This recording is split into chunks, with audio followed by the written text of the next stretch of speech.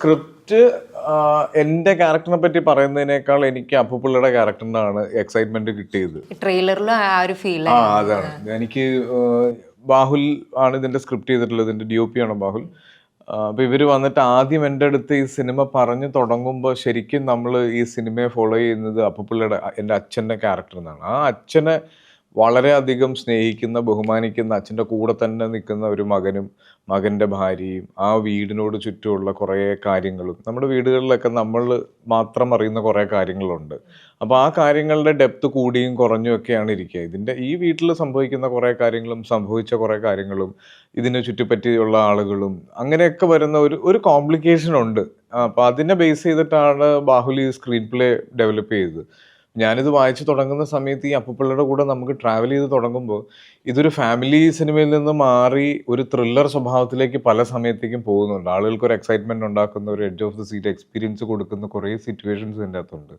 പല സമയത്ത് നമ്മൾ മനസ്സിലാക്കിയതിൽ നിന്ന് ഭയങ്കരമായിട്ട് ഡൈവേർട്ട് ചെയ്ത് പോകുന്ന ഡെവലപ്മെന്റ്സ് ഉണ്ടാകുന്നുണ്ട്. അപ്പോൾ സ്ക്രീൻ പ്ലേ തന്നെയാണ് എന്നെ ഈ സിനിമയിലേക്ക് എനിക്ക് ഏറ്റവും കൂടുതൽ എക്സൈറ്റ്മെന്റ് തന്നത്. കാര്യം നമ്മൾ ഇതിൻ്റെ പല സിനിമയും നമ്മൾ സ്ക്രിപ്റ്റ് വായിക്കുന്ന സമയത്ത് ആളുകൾ പറയും ഇത് സ്ക്രിപ്റ്റ് ഒരു ജഡ്ജ്മെന്റിന് മാത്രമാണ്, മേക്കിങ്ങിലാണ് ഞങ്ങളിത് പറയും. പക്ഷെ ഇത് അങ്ങനെയല്ല, ഇത് സ്ക്രീൻ പ്ലേയിലാണ് എല്ലാവരും, ഈ ഇരിക്കുന്ന എല്ലാവരും ഈ സിനിമ ചെയ്യാൻ കാരണം ആ സ്ക്രിപ്റ്റാണ്. അത് ഒറ്റ ഇരിപ്പിന് വായിച്ച് തീർത്ത് അല്ലെങ്കിൽ ആ സ്ക്രിപ്റ്റ് മൊത്തമായിട്ട് കാണാതെ പഠിച്ചവരാണ് എല്ലാവരും. അതുമാത്രമേ ഒന്ന് പറയുക, ആ സ്ക്രിപ്റ്റ് എഴുതിയത് 8 ദിവസം കൊണ്ടാണ്. 8 ദിവസം കൊണ്ട് സ്ക്രിപ്റ്റാണ്. അതും പുറകോട്ടാണ് എഴുതിയത്. ആദ്യം ക്ലൈമാക്സിലാണ് എത്തിയത്, അവിടെ നിന്ന് പുറകോട്ട് സ്ക്രിപ്റ്റ് ഡെവലപ്പ് ചെയ്യുമായിരുന്നു. ബാഹുലും പ്രത്യേകിച്ച് പറയുവാണെങ്കിൽ കോവിഡ് ടൈമിലാണ്, ഒരു പണിയില്ലാതെ എല്ലാവരും ഇരിക്കുന്ന സമയത്ത് ബാഹുൽ ഒരു 3-4 സ്ക്രിപ്റ്റുകൾ വർക്ക് ചെയ്തു. അപ്പം നമ്മൾ തമ്മിലൊരു ഫ്രണ്ട്ലി കോൺവെർസേഷൻ ഉണ്ടായി. ഞാൻ പയ്യന്നൂർ കൊത്തിൻ്റെ ഷൂട്ടിംഗ് ലൊക്കേഷനിൽ, ബാഹുൽ പയ്യന്നൂരിൽ നിന്നാണ്.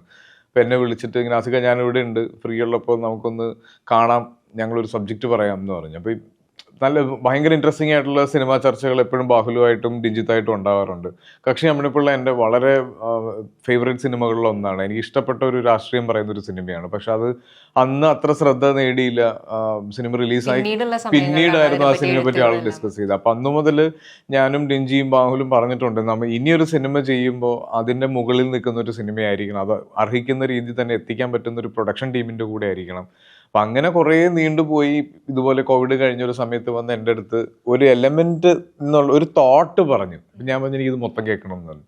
അങ്ങനെ മൊത്തം കേട്ട് അന്ന് രാത്രി തന്നെ നമ്മൾ ഈ സിനിമ ചെയ്യാം എന്ന് തീരുമാനിച്ചു. അപ്പോൾ അതിൽ എൻ്റെ ക്യാരക്ടറിനേക്കാളും അപർണയുടെ ക്യാരക്ടറിനേക്കാളും ഒക്കെ നമുക്ക് ഈ ഫുൾ സ്ക്രീൻ പ്ലേ വായിച്ച് കഴിഞ്ഞപ്പോൾ എല്ലാവരും ഇങ്ങനെ ഇരുന്ന് അച്ഛൻ ആര് ചെയ്യും എന്നുള്ളത്.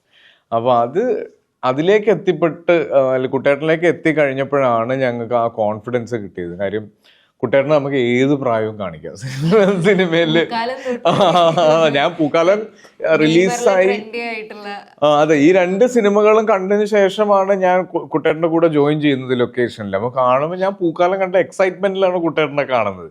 അപ്പം അത് ഇപ്പം നേരെ ഷേവ് ചെയ്ത് കൊണ്ടിറക്കി കഴിഞ്ഞാൽ കുട്ടേട്ടന് ഇപ്പോഴും ഒരു 40s അത്ര വേണ്ട.